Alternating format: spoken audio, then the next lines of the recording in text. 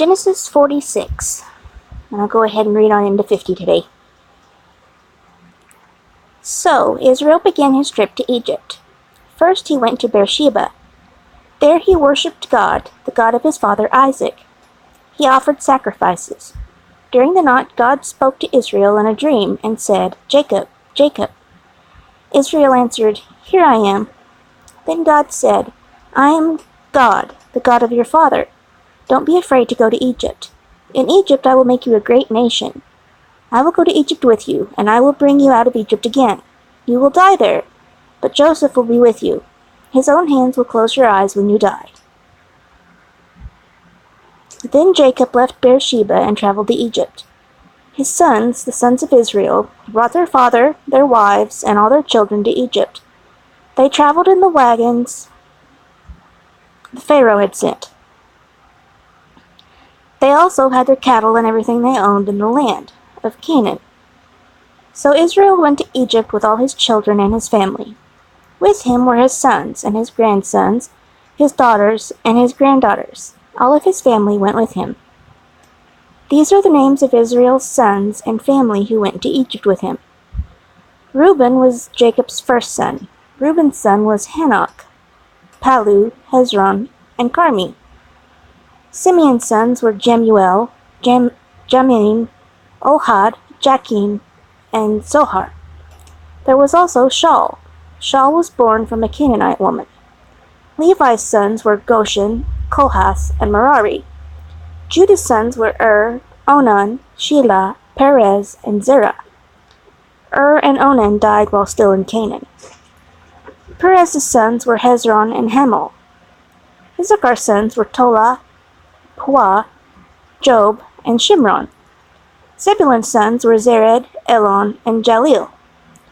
Reuben, Simeon, Levi, Judah, Issachar, and Zebulun were Jacob's sons from his wife Leah. Leah had these sons in Paddan Aram. She also had a daughter named Dinah. There were 33 people in this family.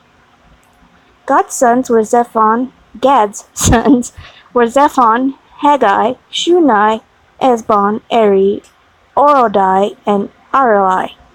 Asher's sons were Imnah, Ishva, Ishvi, Beriah, and their sister Sarah. Also there were Beriah's sons, Hebar and Malchiel. All these were Jacob's sons from his wife's servant Zilpah. Zilpah was the maid that Laban had given to his daughter Leah. There were 16 people in this family. Benjamin was also Benjamin was also with Jacob. Benjamin was Jacob and Rachel's son. Joseph was also Rachel's son, but he was already in Egypt. In Egypt, Joseph had 2 sons, Manasseh and Ephraim. Joseph's wife was Asenath, the daughter of Potiphera, the priest of the city of On. Benjamin's sons were Bela, Becher, Ashbel, Jerah, Naaman, Ehi, Rosh, Mupim, Hupim, and Ard. These were the sons of Jacob from his wife Rachel. There were 14 people in this family. Dan's son was Hushim. Naphtali's sons were Jaziel, Guni, Jezer, and Shanem. These were the sons of Jacob and Bilhah. Bilhah was the maid that Laban had given to his daughter Rachel. There were 7 people in this family. The total number of Jacob's direct descendants who went with him to Egypt was 66 people. The wives of Jacob's sons were not counted in this number. Also, Joseph had 2 sons in Egypt. With these 2 grandsons, Jacob's family in Egypt numbered 70 people in all. Jacob sent Judah ahead to speak to Joseph. Judah went to Joseph in the land of Goshen. Then Jacob and his people followed into the land. Joseph learned that his father was coming, so he prepared his chariot and went out to meet his father, Israel, in Goshen. When Joseph saw his father, he hugged his neck and cried for a long time. Then Israel said to Joseph, "Now I can die in peace. I have seen your face, and I know that you are still alive." Joseph said to his brothers and to the rest of his father's family, "I will go tell Pharaoh that you are here. I will say to Pharaoh, 'My brothers and the rest of my family have left the land of Canaan and have come here to me. They are a family of shepherds. They have always kept sheep and cattle. They have brought all of their animals and everything they own with them. When Pharaoh calls you, he will ask, 'What work do you do?' You tell him, 'We are shepherds. All our lives we have been shepherds, and our ancestors were shepherds before us.' Then Pharaoh will allow you to live in the land of Goshen. Egyptians don't like shepherds, so it is better that you stay in Goshen." Joseph went into Pharaoh and said, "My father and brothers and all their families are here. They have all their animals and everything they own from the land of Canaan with them. They are now in the land of Goshen." Joseph chose 5 of his brothers to be with him before the Pharaoh. Pharaoh said to the brothers, "What work do you do?" The brothers said to Pharaoh, "Sir, we are shepherds, just as our ancestors were shepherds before us." They said to Pharaoh, "The famine is very bad in Canaan. There are no fields left with grass for our animals, so we have come to live in this land. We ask you to please let us live in Goshen." Then the Pharaoh said to Joseph, "Your father and your brothers have come to you. You can choose any place in Egypt for them to live. Give your father and your brothers the best land. Let them live in the land of Goshen, and if they are skilled shepherds, they can also care for my cattle." Then Joseph called for his father Jacob to come in to meet Pharaoh. Jacob blessed Pharaoh. Then Pharaoh said to him, "How old are you?" Jacob said to Pharaoh, "I have a short life with many troubles. I have had a short life with many troubles. I am only 130 years old. My father and his ancestors lived to be much older than I am." Then Jacob blessed Pharaoh and left from his meeting with him. Joseph did what Pharaoh said and gave his father and brothers land in Egypt.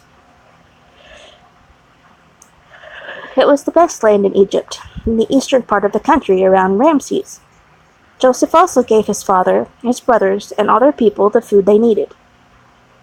The famine got worse. There was no food anywhere in the land.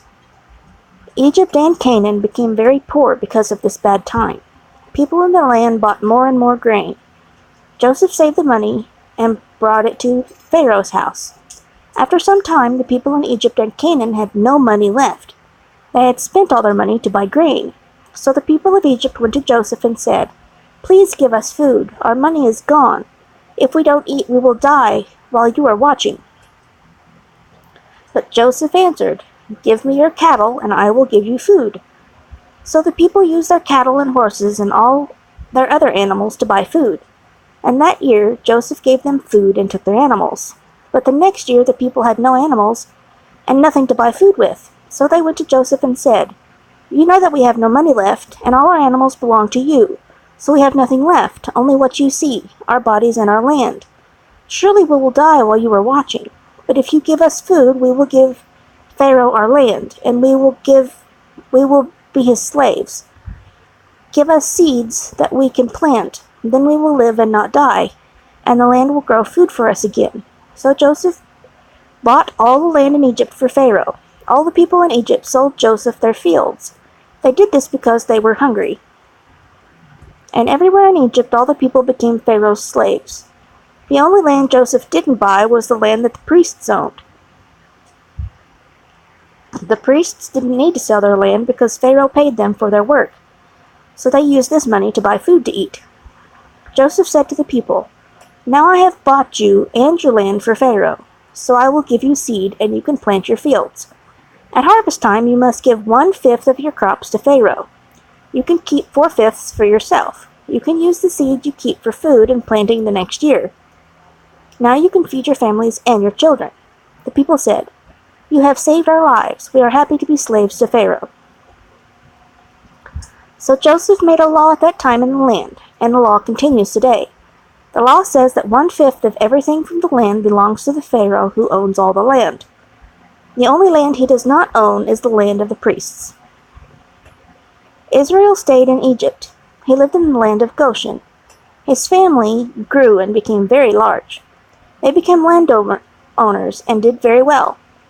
Jacob lived in Egypt 17 years, so he was 147 years old.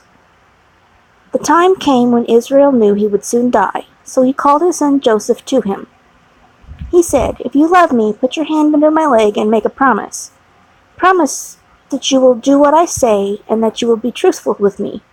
When I die, don't bury me in Egypt. Bury me in the place where my ancestors are buried. Carry me out of Egypt and bury me in our family grave." Joseph answered, "I promise that I will do what you say." Then Jacob said, "Make a vow to me." And Joseph vowed to him that he would do this. Then Israel laid his head back down on the bed. Some time later, Joseph learned that his father was very sick. So he took his two sons, Manasseh and Ephraim, and went to his father. When Joseph arrived, someone told Israel, "Your son Joseph has come to see you." Israel was very weak, but he tried hard and sat up in his bed. Then Israel said to Joseph, "God all-powerful appeared to me at Luz in the land of Canaan. God blessed me there. He said to me, 'I will make you a great family. I will give you many children, and you will be a great people. Your family will own this land forever.' Now you have two sons. These two sons were born here in the country of Egypt before I came. Your two sons, Ephraim and Manasseh, will be like my own sons. They will be like Reuben and Simeon to me. These two boys will be my sons. They will share in everything I own. But if you have other sons, they will be your sons. But they will also be like sons to Ephraim and Manasseh. That is, in the future, they will share in everything that Ephraim and Manasseh own." On the trip from Paddan Aram, Rachel died in the land of Canaan. This made me very sad. We were still traveling toward Ephrath. I buried her there on the road to Ephrath. Ephrath is Bethlehem. Then Israel saw Joseph's sons. Israel said, "Who are these boys?" Joseph said to his father, "These are my sons. These are the boys God gave me." Israel said, "Bring your sons to me. I will bless them." Israel was old and his eyes were not good, so Joseph brought the boys close to his father. Israel kissed and hugged the boys. Then Israel said to Joseph, "I never thought I would see your face again, but look, God has let me see you and your children." Then Joseph took the boys off Israel's lap, and they bowed down in front of his father. Joseph put Ephraim on his right side and Manasseh on his left side. So Ephraim was on Israel's left side, and Manasseh was on Israel's right side. But Israel crossed his hands and put his right hand on the head of the younger boy Ephraim. Then he put his left hand on Manasseh, even though Manasseh was the firstborn. And Israel blessed Joseph and said, "My ancestors, Abraham and Isaac, worshipped our God, and that God has led me all my life. He was the angel who saved me from all my troubles, and I pray that he will bless these boys. Now they will have my name and the name of our ancestors, Abraham and Isaac. I pray that they will grow to become great families and nations on earth." Joseph saw that his father put his right hand on Ephraim's head. This didn't make Joseph happy. Joseph took his father's hand because he wanted to move it from Ephraim's head and put it on Manasseh's head. Joseph said to his father, "You have your right hand on the wrong boy. Manasseh is the firstborn. Put your right hand on him." But his father refused and said, "I know, son, I know. Manasseh is the firstborn. He will be great and will be the father of many people, but his younger brother will be greater than he is, and the younger brother's family will be much larger." So Israel blessed them that day.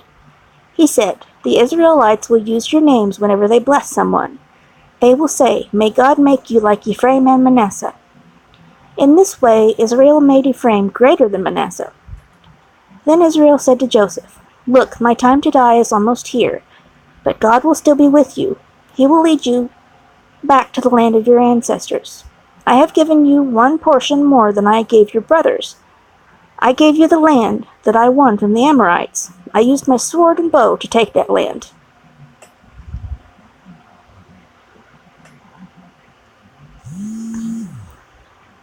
Then Jacob called all his sons to him.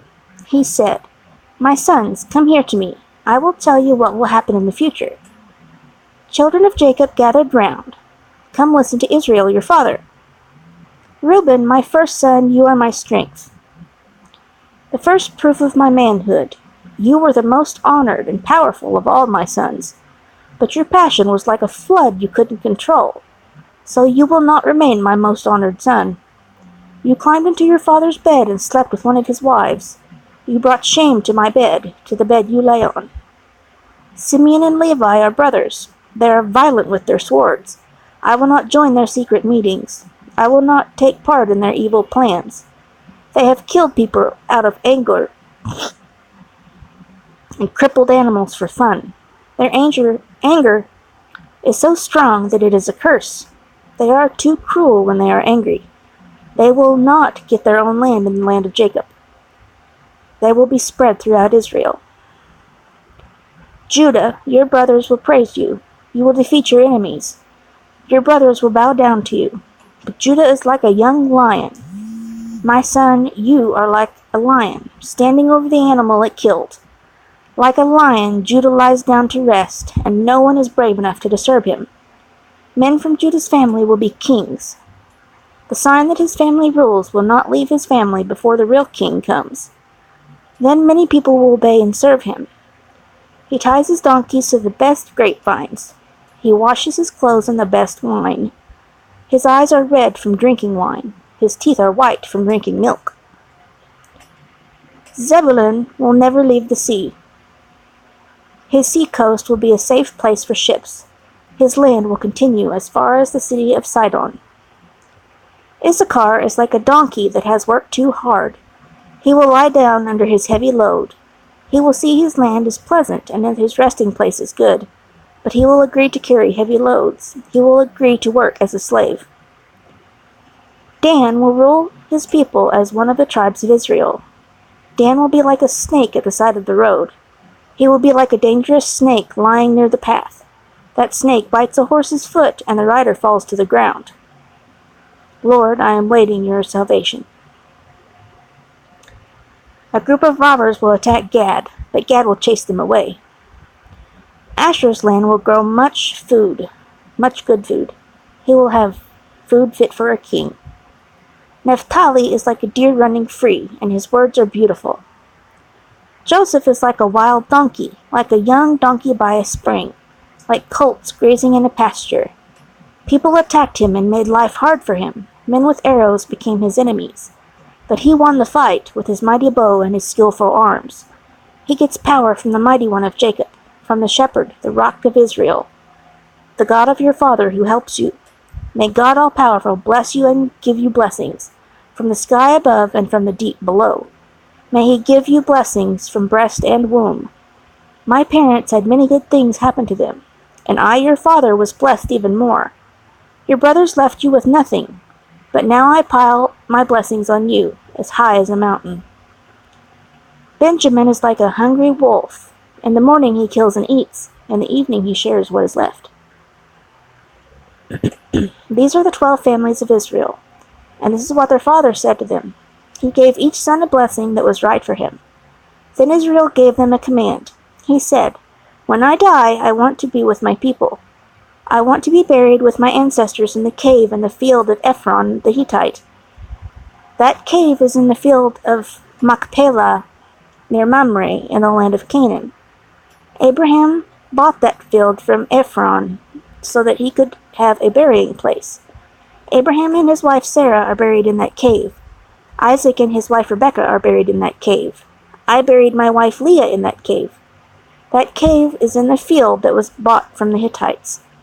After Jacob finished talking to his sons, he lay down, put his feet back on the bed, and died.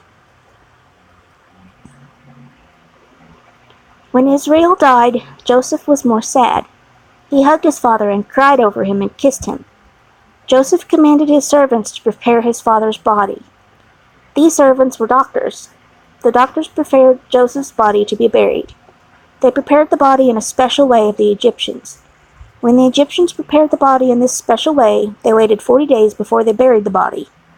Then the Egyptians had a special time of sadness for Jacob. This time was 70 days. After the time of sadness was finished, Joseph spoke to Pharaoh's officers and said, Please tell this to Pharaoh. When my father was near death, I made a promise to him. I promised that I would bury him in the cave in the land of Canaan. This is the cave that he prepared for himself, so please let me go and bury my father. then I will come back here to you." Pharaoh answered, "Keep your promise. Go and bury your father." So Joseph went to bury his father. All of Pharaoh's officials, personal advisors, and all the older leaders of Egypt went with Joseph. All the people in Joseph's family, his brothers, and all the people in his father's family went with him. Only the children and the animals stayed in the land of Goshen. So there was a large crowd of people with him. There was even a group of soldiers riding in chariots and some on horses. They went to Gur-en-Atad, east of the Jordan River. There they had a long funeral service for Israel, which continued for 7 days. When the people who lived in Canaan saw the funeral service at Gur-en-Atad, they said, "This is a time of great sorrow for those Egyptians." So now that place across the Jordan River is named Abel Mizraim. So Jacob's sons did what their father told them. They carried his body to Canaan and buried it in the cave at Machpelah. This was the cave near Mamre in the field that Abraham bought from Ephron the Hittite. Abraham bought that cave to use as a burial place. After Joseph buried his father, he and everyone in the group with him went back to Egypt. After Jacob died, Joseph's brothers were worried. They were afraid that Joseph would still be mad at them for what they had done years before. They said, "Maybe Joseph still hates us for what we did." So the brothers sent this message to Joseph. "Before your father died, he told us to give you a message. He said, 'Tell Joseph that I beg him to please forgive his brothers for the bad things they did to him.' So now, Joseph, we beg you, please forgive us for the bad things we did to you. We are the servants of God and the God of your father." That message made Joseph very sad, and he cried. His brothers went to him and bowed down in front of him. They said, "We will be your servants." Then Joseph said to them, "Don't be afraid. I am not God. I have no right to punish you. It is true that you planned to do something bad to me, but really, God was planning good things. God's plan was to use me to save the lives of many people, and that is what happened. So don't be afraid. I will take care of you and your children." And so Joseph said kind things to his brothers, and this made them feel better. Joseph continued to live in Egypt with his father's family. He died when he was 110 years old. During Joseph's life, Ephraim had children and grandchildren, and his son Manasseh had a son named Machir. Joseph lived to see Machir's grandchildren.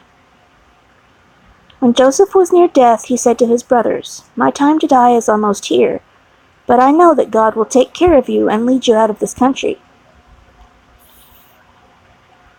God will lead you to the land he promised to give Abraham, Isaac, and Jacob." Then Joseph asked his people to make a promise. Joseph said, "Promise me that you will carry my bones with you when God leads you out of Egypt." Joseph died in Egypt when he was 110 years old. Doctors prepared his body for burial and put the body in the coffin in Egypt.